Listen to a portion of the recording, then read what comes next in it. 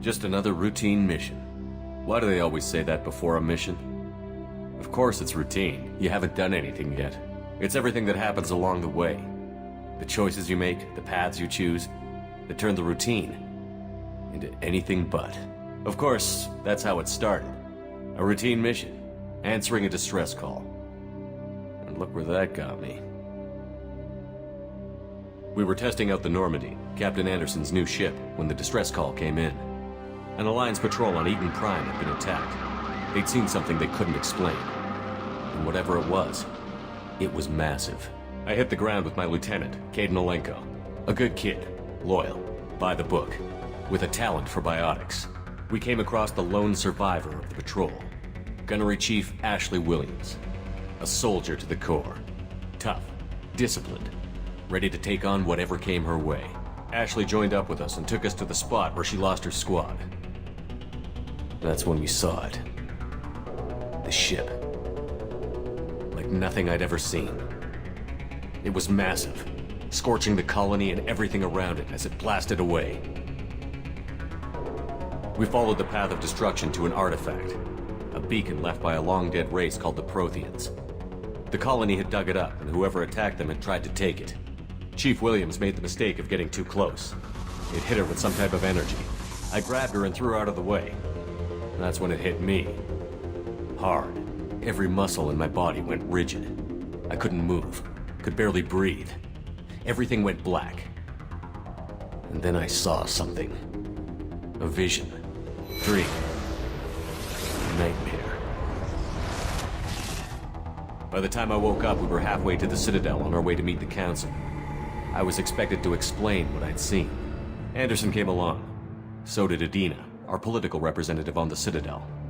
With those two heavyweights, it seemed reasonable we could persuade the Council that the ship we'd seen was a potential threat.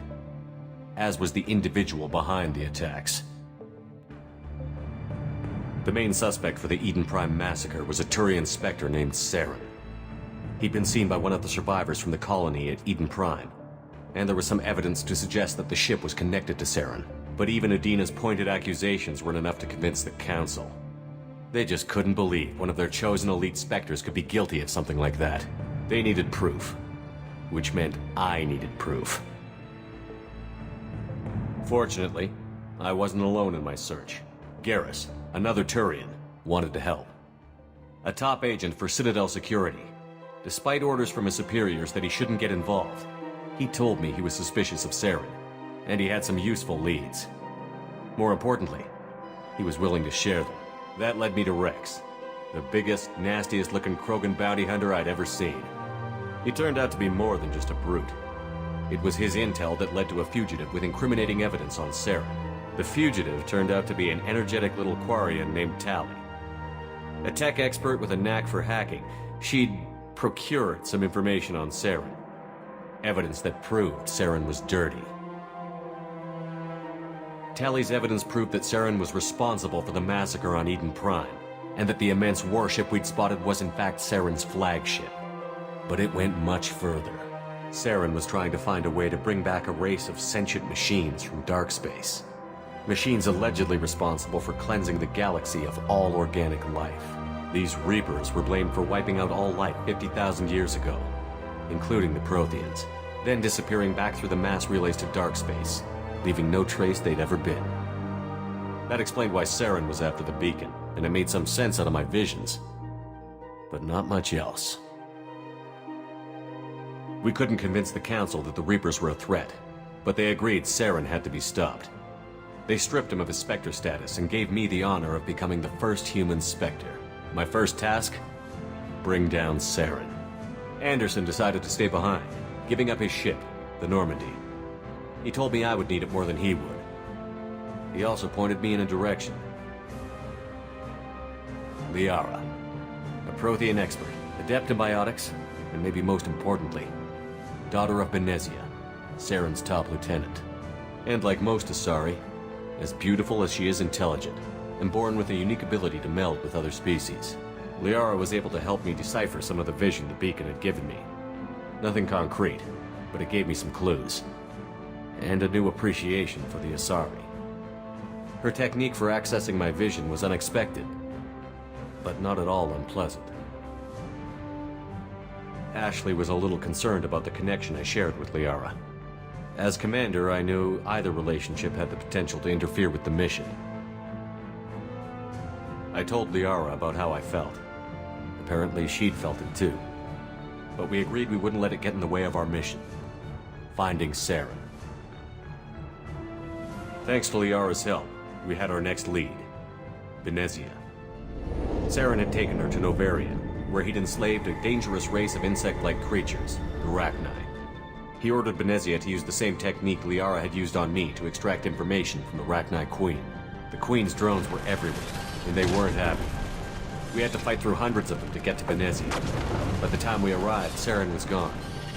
With the information, I tried to reason with Venezia, but Saren had indoctrinated her. He had somehow acquired the ability to control people's actions and wills. Venezia wouldn't surrender, and Liara was forced to watch her mother die in her arms.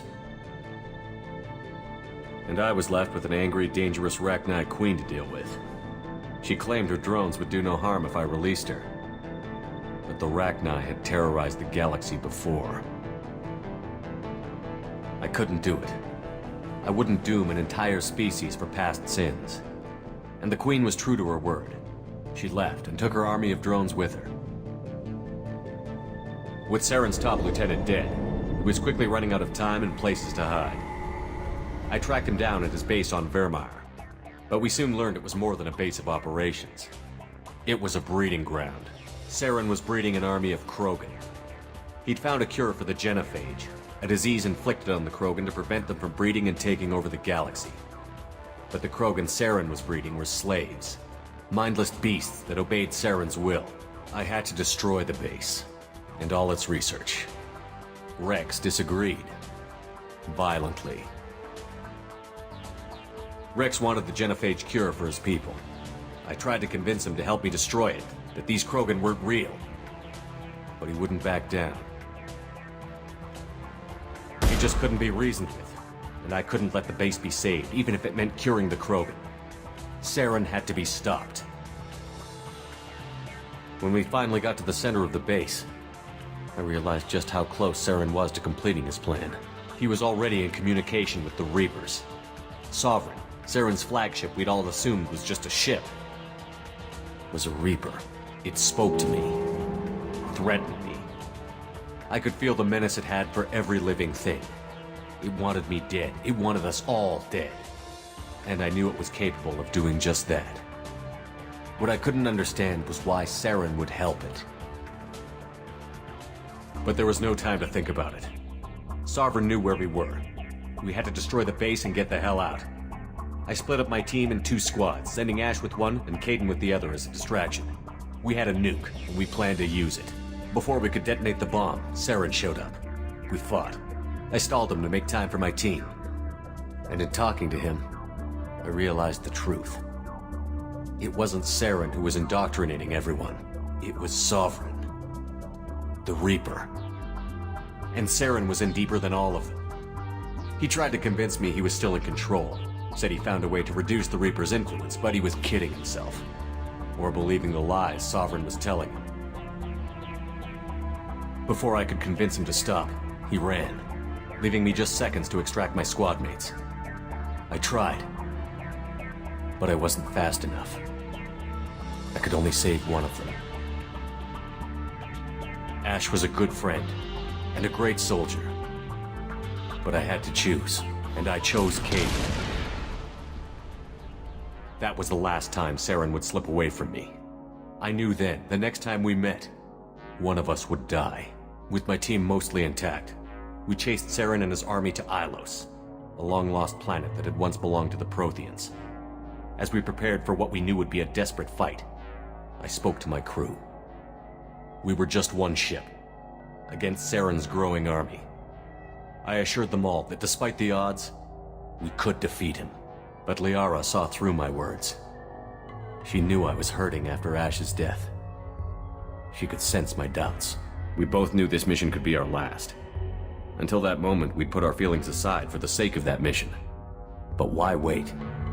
We gave in to each other, and it was perfect. while it lasted.